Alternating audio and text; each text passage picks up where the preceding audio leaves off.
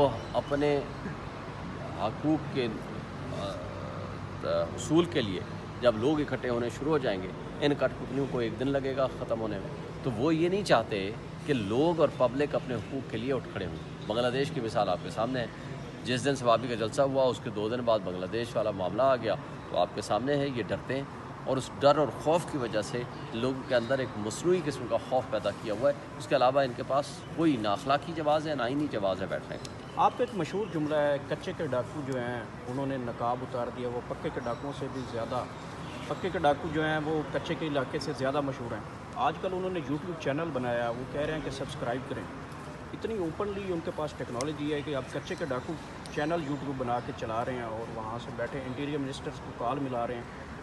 دیکھیں، اس سے پہلے یہ ہوتا تھا کہ کچے کے ڈاکو میں غیرت ہوتی تھی. وہ کہتے تھے کہ ہم ڈاکہ ڈال رہے ہیں تو وہ غیرت مند ہو کے منہ چھپاتے تھے، جنگلوں میں پھرتے تھے.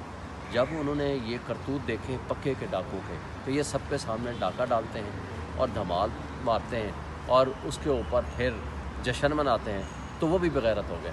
انہوں نے بھی وہی بغیرتی والے اصول اپنا لیے ہیں جو یہ پکے کے ڈاکو کر رہے ہیں، اور ان سے وہ سبق سیکھ کے وہی حرکتیں کر رہے ہیں جو وہ کر رہے ہیں. اور آج کل آپ دیکھ لیں ان کے درمیان کوئی فرق نہیں ہے. حرکتیں بھی، انداز بھی، طریقہ واردات بھی، یہ پکے کے ڈاکو ہوں یا کچے کے ڈاکو ہوں، یہ کچھ ہے. اچھا سر، آپ کا بلانگ بھی تقریباً جنوبی پنجاب سے ہے، بڑی اس کے اوپر آپ کی ریسرچ بھی ہے، بڑا اچھا آپ بولتے بھی ہیں. یہ کون لوگ ہیں؟ یہ کہاں سے آئے ہیں؟ ان کے پیچھے کوئی مینوفیکچرنگ کوئی فیکٹری ہے؟ کہاں سے یہ پیدا ہو رہے ہیں؟ کہاں سے پروڈیوس ہو رہے ہیں؟ اتنا مشہور ہو چکے ہیں کہ 10 جوان شہید کیے، ایک کو پکڑ لیا. آئی جی صاحب جاتے ہیں تو پروٹوکول کے ساتھ جاتے ہیں، وہاں پہ محسن نقوی بڑے بیان کہتا ہے کہ ایسا چوکی مار ہے یہ وہ. آپ اس گراؤنڈ کو کیا سمجھتے ہیں کہ یہ کہاں سے لوگ آ رہے ہیں؟ دیکھیں، ان کے پروٹیکٹرز پولیس میں بیٹھے ہوئے ہیں. نمبر 1، آپ کو دیکھا ہے کہ یہ کچے کے ڈاکو یہاں پنجاب میں بھی ہیں اور یہ سندھ میں بھی ہیں. سندھ میں ان کا جو ایک مشیر تھا پیپلز پارٹی کا، اس کے بیٹے کی گاڑی پکڑی گئی جو سرکاری گاڑی تھی، وہاں اسلحہ لے کر کے وہ ان کو کچے کے ڈاکو کو دینے جا رہے تھے، اور یہ باقاعدہ رپورٹ ہوا ہے اور اس پہ کیس بھی چل رہا ہے. تو اب جب اس طرح کی سچویشن ہو تو یہ ساری پروٹیکشن ان کی طرف سے ان کو ملتی ہے. نمبر 1.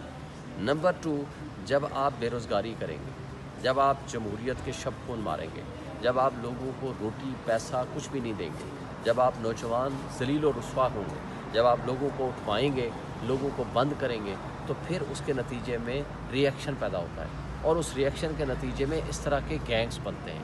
اور ان گینگز کو پروٹیکشن جو ہے، کچے کے ڈاکو ہیں، ان کے پیچھے پیپلز پارٹی کا اثر رسوخ ہے. دونوں پیپلز پارٹی، PMLN اور پولیس، یہ تینوں مل کے ان کو سپورٹ کرتے ہیں. یہ میں بطور پارٹی نہیں کہتا، لیکن ان کے اندرونی سطح پہ ان کی طرف سے پروٹیکشن. میں نے اسی لیے سوال کیا تھا کیونکہ آپ اسی ریجن سے ناٹ ایز اے پارٹی، لیکن ان کے بندوں کی ان کو سپورٹ ہے. ان کے بندوں کی ان کے بندوں کی سپورٹ ہے، جس کی وجہ سے وہ اپنے آپ کو پروٹیکٹڈ فیل کرتے ہیں. اور دیٹ از دی ریزن کہ آج تک مجھے بتا دیں کہ یہ ڈھونڈ ڈھانڈ کے کہ کوئی ملک سے باہر بیٹھا ہے یا یہاں بیٹھا ہے، PTI کا ورکر تو ان کو مل جاتا ہے. یہ کچے کے ڈاکوؤں کے خلاف کیوں نہیں آپریشن ہوتا؟ کیوں نہیں ان کو اٹھاتے؟ کیوں نہیں رینجرز جاتی؟ کیوں نہیں آرمی جاتی؟ کیوں نہیں یہ پولیس جاتی؟ کیوں ایکشن نہیں ہوتا؟ اور آج تک یہ مسئلہ کیوں نہیں ختم ہوا؟ مطلب ہے کہ ان کی نیت نہیں ہے ختم کرنے کی. اگر ختم کرنا چاہیں تو یہ بڑا معمولی سا معاملہ. آج کل تو کچے کے ڈاکوؤں کے پاس ٹیکنالوجی بڑی آ گئی ہے. ہنی ٹریپ کے ذریعے لوگوں کو بڑا کرتے ہیں کہ آئیں آپ کا رشتہ کرواتے ہیں، وہاں پہ لے کے جا کے بزنس مینس ایسے بڑے پکڑے ہیں.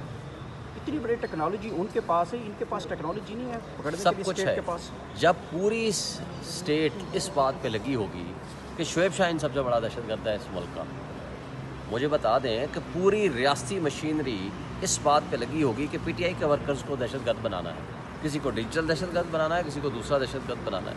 آپ کو یاد ہے نا کہ ایک پریس کانفرنس ہوئی ہے ISPR کی، انہوں نے کہا جی ڈیجیٹل دہشت گرد بنا دو PTI والوں کو. کیا کیا انہوں نے اٹھایا جا کر کے روف حسن کو، انہوں نے اٹھایا وہ احمد جنجوا کو، انہوں نے کہا جی اس پہ کلاشنکوف ڈال دی، ان پہ بم ڈال دیے بنانے کے، پتہ نہیں کیا کیا طریقہ واردات ڈال دیے. میں نے جج صاحب کو کہا، میں نے کہا جی وہ ایک ISPR نے غلطی سے کہہ دیا کہ ڈیجیٹل دہشت گرد بنا دو PTI کو. انہوں نے اٹھایا، انہوں نے کہا، پولیس نے کہا کہ ہمیں ڈیجیٹل کا تو نہیں پتہ، لیکن ہم دہشت گرد بنا دیتے ہیں، کلاشنکوف اور بم ڈال دیتے ہیں، دہشت گرد بن جائیں گے. بھائی میں آپ کے سامنے کھڑا ہوں، میں پاکستان کی تمام ٹاپ پوزیشنز میں نے انجوائے کی ہیں، بار کونسلز، بار ایسوسیشنز کی. میں پاکستان بار کونسل کا 5 سال ممبر اور چیئرمین رہا ہوں مختلف پوزیشنز میں. میں اسلام آباد بار کونسل کا فاؤنڈر چیئرمین، وائس چیئرمین رہا ہوں. میں پاکستان سروسز بار کا 2 سال سے زائد عرصہ میں پریزیڈنٹ رہا، میں ہائی کورٹ بار کا، اسلام آباد ہائی کورٹ بار کا پریزیڈنٹ رہا، سپریم کورٹ بار کا میں نے الیکشن لڑا ایز پریزیڈنٹ۔ مجھے بتا دیں کہ اگر میرے جیسا بندہ یہاں نکلتا ہے کچھ لوگوں کے ساتھ پروٹیسٹ کرنے کے لیے، جو کہ لافل ہمارا حق ہے، بنیادی انسانی حق ہے، فنڈامنٹل رائٹ ہے، اور اس کے تحفظ دینے کی بجائے یہ پولیس میرے خلاف دہشت گردی کے پرچے بناتی ہے، 7 پرچے میں بھگت رہا ہوں، اور بھی کوئی پرچے ہوں گے۔ بات یہ ہے کہ اگر آپ نے انسٹیٹیوشنس کو، اگر آپ نے